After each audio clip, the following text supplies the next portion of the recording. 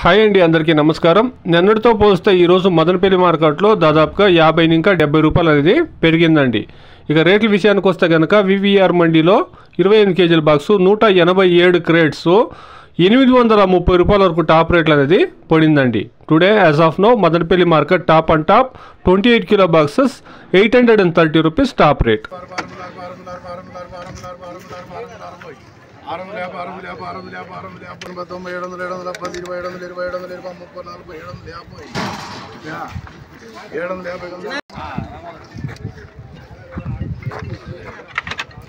నన్ను బాగా పెట్టుబా